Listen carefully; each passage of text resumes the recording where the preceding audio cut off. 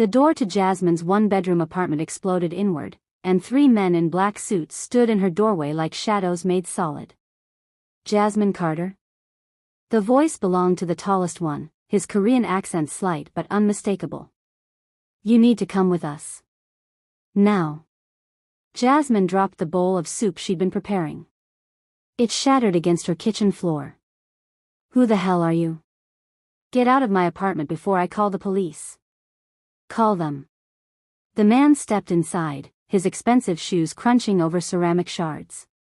But Mr. Park is not a patient man, and you've been keeping something that belongs to him. Jasmine's heart slammed against her ribs. Mr. Park? She didn't know anyone named Park. She worked double shifts at a diner in Brooklyn and spent her free time checking on Mr. Kim, the elderly Korean man in apartment 4B who could barely walk anymore.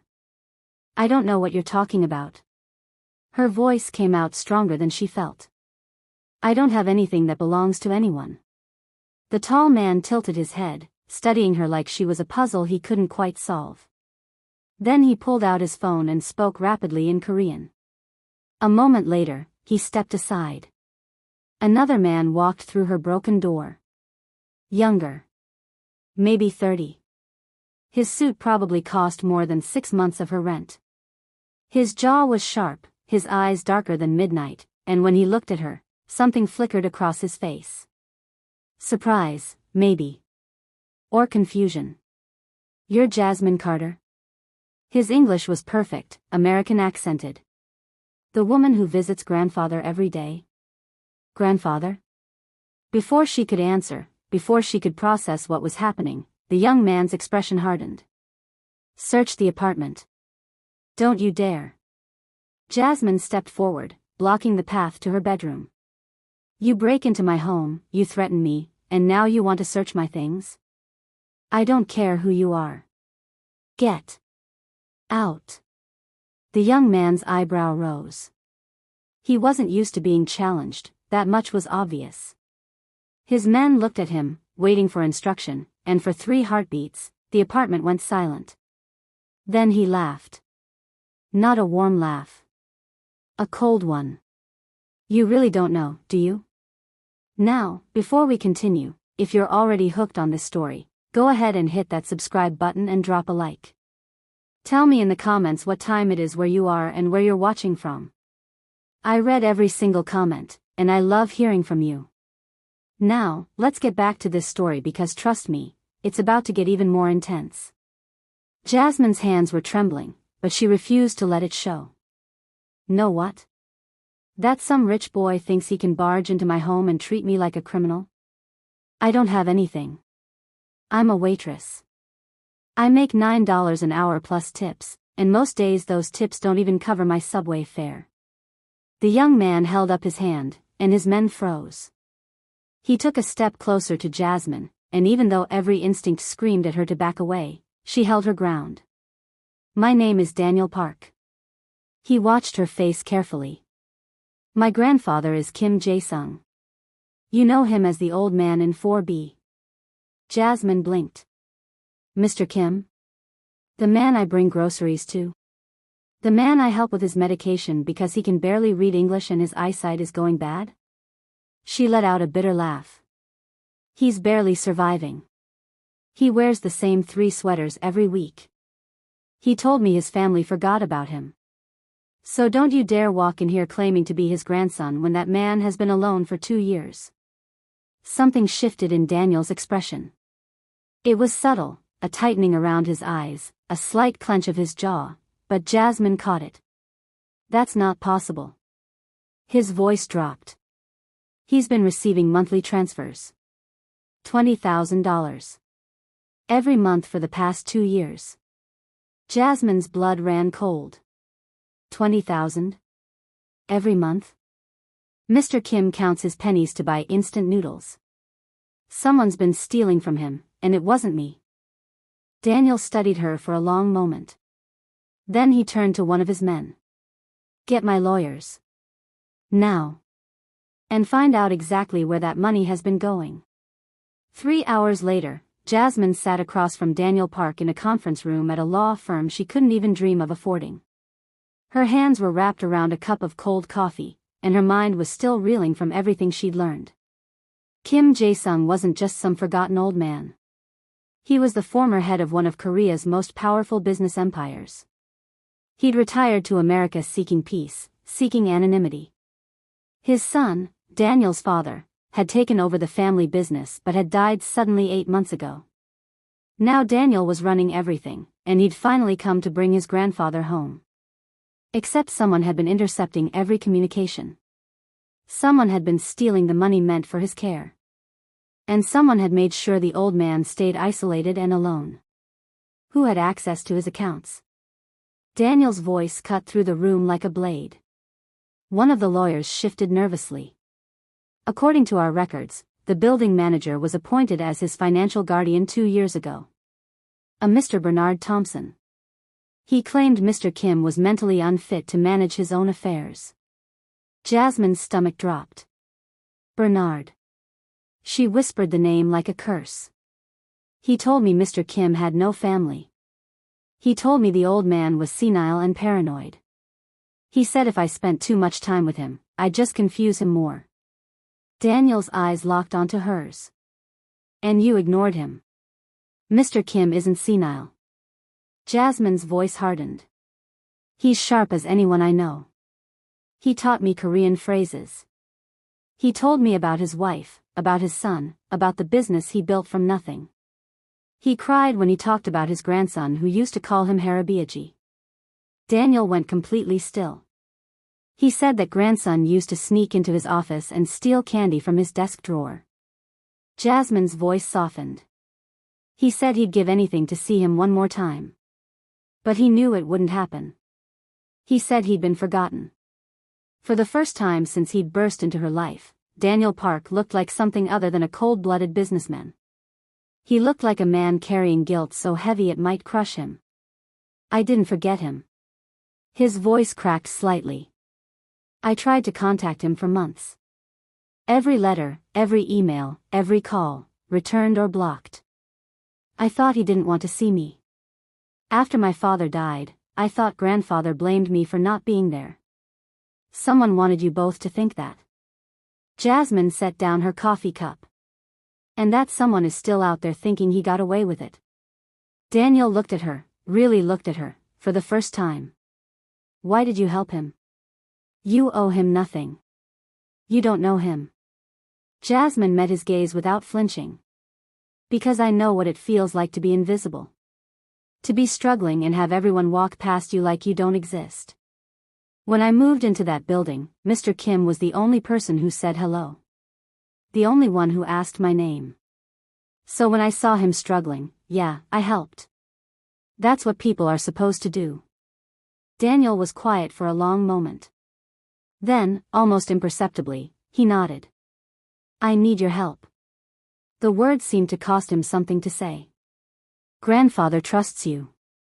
He doesn't know me anymore. I haven't seen him since I was 18. If I walk in there alone, he might not believe anything I say. Bernard has probably been feeding him lies for years. Jasmine should say no. This wasn't her fight. These were powerful people with powerful enemies, and she was just a waitress trying to survive in a city that chewed people up and spit them out. But then she thought about Mr. Kim's tired eyes. The way he lit up when she visited. The stories he told about a grandson he thought had abandoned him. Fine. She stood up. But I'm not working for you. I'm doing this for him. And the second you try to push me around again, I'm gone. Daniel's mouth curved into something that wasn't quite a smile. Fair enough. What do you think is going to happen when they confront Bernard? And what secrets do you think he's really hiding? Drop your theories in the comments. I want to see who can guess what's coming. They found Bernard in his office on the first floor of the apartment building. He was a thick-necked man with soft hands and cold eyes. The kind of man who smiled too easily and never meant any of it. Mr. Park. He shot to his feet when Daniel walked in with Jasmine and 2 lawyers. What a pleasure. I didn't realize you'd be visiting. If you'd given me notice, I could have prepared. Prepared what? Daniel's voice was ice. Prepared a story? Prepared to run? Bernard's smile faltered. His eyes flicked to Jasmine, and something dark passed through them. I see you've been talking to the girl. Whatever she's told you. She told me the truth. Daniel took a step forward. Which is more than you've done in 2 years. Where's the money, Bernard? I don't know what you're. $480,000. One of the lawyers slapped a folder on the desk. Transferred into accounts linked to your name. Medical guardianship documents forged with my client's grandfather's signature. Communication records showing systematic interception of emails and phone calls. Bernard's face went white. Then, slowly, it twisted into something ugly. You think you can come in here and take everything back? He laughed, but there was no humor in it. Your grandfather signed those papers. He agreed to let me manage his affairs. He was confused, lonely, desperate for anyone to care about him. You abandoned him.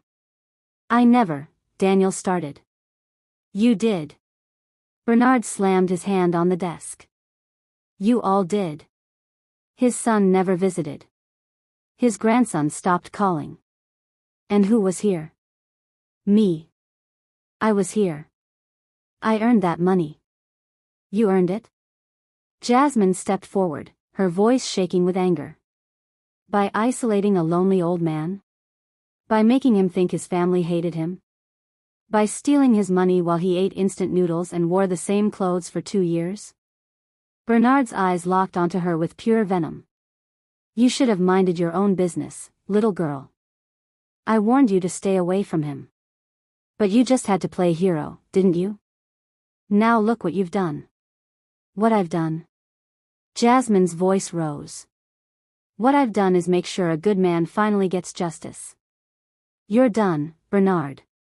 You're done. Bernard's face contorted. He reached into his desk drawer. Daniel moved faster than Jasmine thought possible. He grabbed Bernard's wrist before the man could pull out whatever he was reaching for, twisting it hard. A small handgun clattered to the floor. You really thought that would work? Daniel's voice was deadly quiet. You think I came here without precautions? The door burst open. Police officers flooded in. And just like that, it was over. Except it wasn't. Not really. Because an hour later, when they finally went to see Mr. Kim, the old man looked at Daniel with eyes full of confusion and fear. Who are you? His voice trembled. I don't know you. Please leave me alone. Daniel's face crumpled. Harabiaji. It's me. It's Daniel. Your grandson. Mr. Kim shook his head, backing into his chair. I don't have a grandson. He left me. He forgot about me. You're lying. Jasmine watched the devastation wash over Daniel's face. This was what Bernard had done.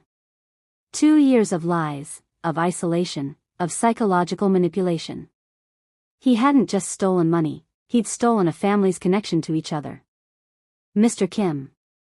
Jasmine knelt beside the old man's chair, taking his weathered hand in hers. Remember the stories you told me?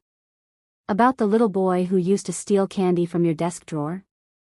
About the grandson who called you Harabiaji and made you laugh until your sides hurt? Mr. Kim's eyes watered. I remember. But that boy is gone. He's not gone. Jasmine's voice was gentle but firm. He's standing right there. And he's been trying to find you for 2 years. Someone lied to you both. But he never stopped looking. He never forgot you. Mr. Kim's gaze slowly moved to Daniel. The young man stood frozen, tears streaming down his face, looking nothing like the powerful businessman who'd broken down Jasmine's door. Harabiaji. Daniel's voice broke. Please. I'm so sorry. I tried to reach you. I swear I tried. Something shifted in the old man's expression. A flicker of recognition. Of hope. Daniel? The name came out like a prayer. My Daniel? Daniel fell to his knees beside his grandfather's chair, and Mr. Kim's trembling hands reached out to touch his grandson's face. "It's really you." Tears spilled down the old man's wrinkled cheeks. "You came back. You really came back." Before we reveal what happens next between Jasmine and Daniel, make sure you're subscribed and have that notification bell turned on so you don't miss the conclusion to this story. 6 months later, Jasmine stood on the rooftop of Daniel's Manhattan apartment building, looking out at the city that had nearly broken her 100 times over. So much had changed. Mr. Kim was back in Korea, living with Daniel, receiving the best care money could buy.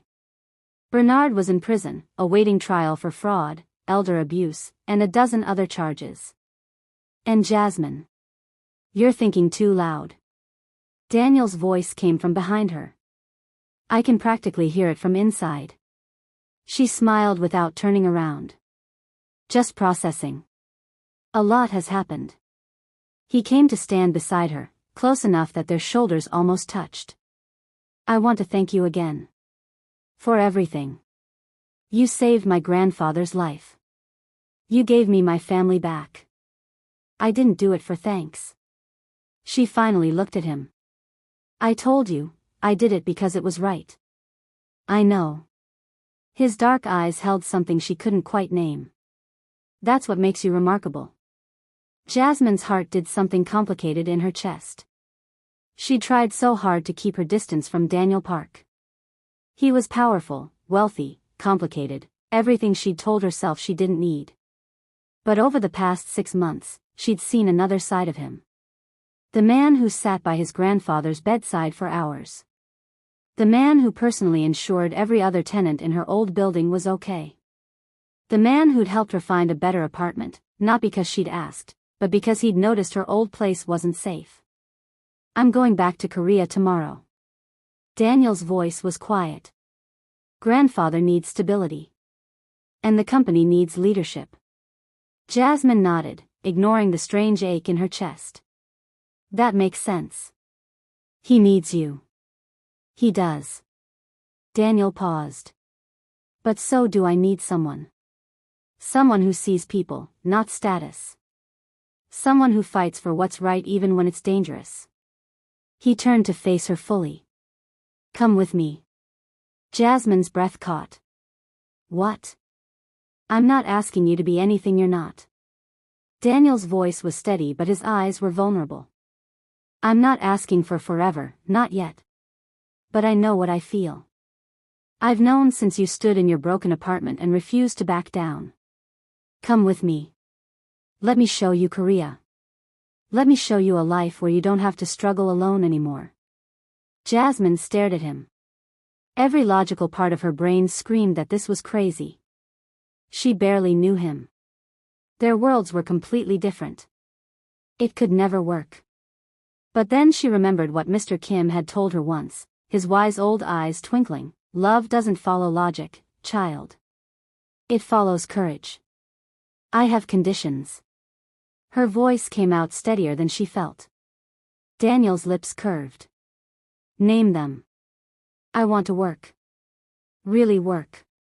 Not just be some accessory on your arm. I want to earn my own way." "Done. My company has a community outreach division that desperately needs someone who actually understands communities. And I want to visit my mom in Georgia every month. She's all I have left. I'll have my jet ready whenever you need it." Jasmine shook her head, a reluctant smile tugging at her lips. "You're insane, you know that?" Daniel reached out, gently taking her hand. "Maybe. But I've learned something these past 6 months. The best things in life don't come from playing it safe. They come from taking chances on people who see you for who you really are." He squeezed her hand. "You saw my grandfather when no one else did. You saw me, not my money, not my power. Just me." Jasmine looked at their intertwined hands. His fingers, elegant and strong. Hers, marked with years of hard work. 2 different worlds, somehow meeting in the middle. "Okay." The word came out as a whisper. Then, stronger, "Okay. But if this goes badly, I'm blaming you forever." Daniel laughed, a real laugh this time, warm and genuine, and pulled her into an embrace that felt like coming home. 12,000 miles away, in a sunlit room in Seoul, Mr. Kim looked at a photograph on his bedside table. It showed him, Daniel, and Jasmine at her college graduation ceremony, a degree she'd finally had time to finish. They were all smiling, and the old man's eyes were free of the loneliness that had haunted them for so long. "Thank you," he whispered to no one in particular. Or maybe to everyone who'd played a part in bringing his family back together. "Thank you." And somewhere in the universe, the threads of fate seemed to hum with satisfaction, knowing that sometimes, the smallest acts of kindness create the biggest miracles. If this story touched your heart, don't forget to like, subscribe, and share it with someone who needs to hear it today. Every like helps this channel grow, and your support means everything. Drop a comment telling me what you thought. I read every single one. Until next time, take care of each other.